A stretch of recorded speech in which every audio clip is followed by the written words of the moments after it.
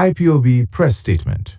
Subject: Onyendu Mazi Nnamdi Kanu accepts in toto the federal government's cross-appeal, damning admission. Trial court acted without jurisdiction when it imposed life imprisonment on counts 1, 2, 4, 5, and 6. A total collapse that the Court of Appeal cannot cure. The indigenous people of Biafra, Ipob, wishes to draw the attention of the world, the international community, and all men of conscience to yet another spectacular self-inflicted wound by the APC-led federal government of Nigeria in its desperate attempt to keep Onyendu Mazi Nnamdi Kanu in perpetual bondage.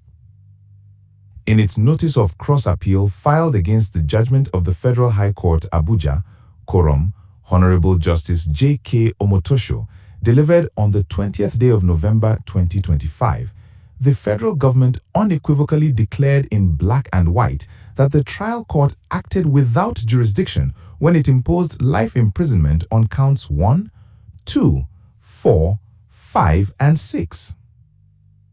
Onyendu Mazi Nnamdi Kanu, the indefatigable lion of Biafra and leader of the indigenous people of Biafra, accepts this premise in toto. We adopt the federal government's own words as our own. If the trial court acted without jurisdiction at the sentencing phase, then the entire sentencing exercise is a nullity ab initio. Jurisdiction is not divisible. It is a sacred continuum. You cannot validly convict a man and then lack jurisdiction to sentence him on the same counts. That is judicial absurdity. As the Supreme Court made clear in the immortal Madukolu versus Nekem Dilim 1962, once there is a feature in the case that prevents the court from exercising jurisdiction, the entire proceedings are null and void, no matter how well conducted. The federal government has now supplied that fatal feature through its own pleading. With the greatest respect, the Court of Appeal lacks the power to repair, cure, or resuscitate what the respondent itself has declared jurisdictionally dead. The FG cannot approbate and reprobate. They cannot admit the sentencing was conducted without jurisdiction and in the same breath urge the Court of Appeal to impose the death penalty on that same rotten foundation. This is not law. This is legal gymnastics born out of desperation and bad faith. If the ill-thought-out cross-appeal orchestrated by the Attorney General of the Federation, Prince Lateef Fagbemi, Chief Awomolo SAN, and the Yoruba APC presidency is aimed at intimidating Onyendu Mazi Nnamdi Kanu into renouncing Biafra, then they have grossly miscalculated. Onyendu Mazi Nnamdi Kanu is the reincarnation of the indomitable Biafran spirit and will never yield to such cheap blackmail. Other former freedom fighters may be cowards, but not Onyendu Mazi Nnamdi Kanu. To the FG, we say, bring it on. This self-destructive cross-appeal is a clear manifestation of divine intervention and the inevitable collapse of the entire fabricated case against Onyendu Mazi Nnamdi Kanu. The FG has handed us the sledgehammer to demolish their own conviction. The sentencing is void. The foundation is shattered. The entire prosecution stands on quicksand. We call on the Court of Appeal to do justice by dismissing the cross-appeal with ignominy and allowing the appellant's main appeal in its entirety, leading to the immediate and unconditional release of Onyendu Mazi Nnamdi Kanu. The world is watching. History is watching. No amount of judicial acrobatics or cheap intimidation can cure a fundamental lack of jurisdiction. The lion of Biafra remains unbowed and the spirit of Biafra remains unconquerable. Signed, Emma Powerful, Spokesperson, Indigenous People of Biafra, Ipob, 07 June 2026. For those who may not understand what this really means, let me break it down for you. What actually happened? The core issue.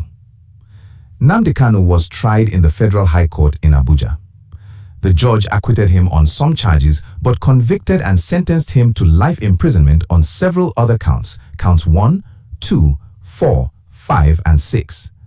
The federal government was not satisfied with this outcome. They wanted a stronger result. Reports suggest they are pushing for the death penalty on appeal. so they filed a cross appeal, basically their own appeal to challenge parts of the judgment. The big mistake by the government, according to Ipob.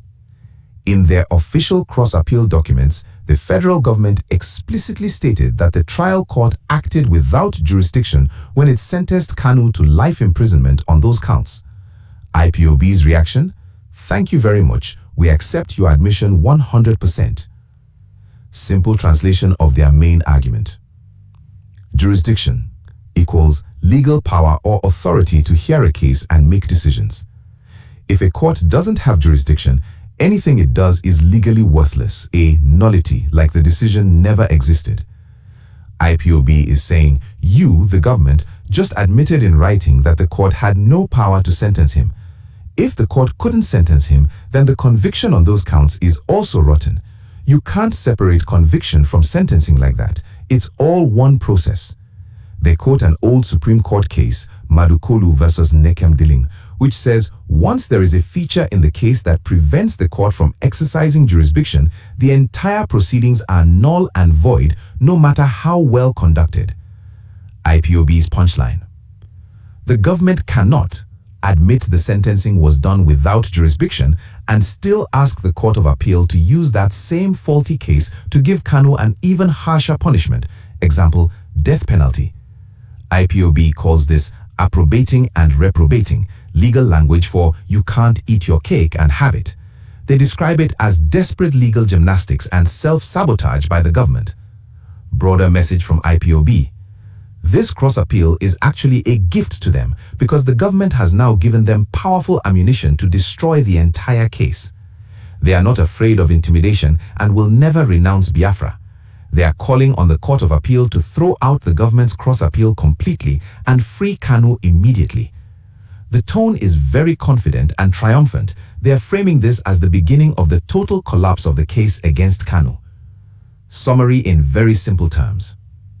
The government tried to appeal to get a tougher sentence against Nnamdi Kanu, but in their appeal papers they accidentally or carelessly admitted the original trial court didn't even have the legal power to sentence him. Ipob has seized on this admission and is shouting, "You said it yourselves, the whole sentencing is invalid, so set him free." It's a classic case of using your opponent's own words in court. Ipob believes this is a massive own goal by the federal government that could lead to Kanu's release. Stay tuned.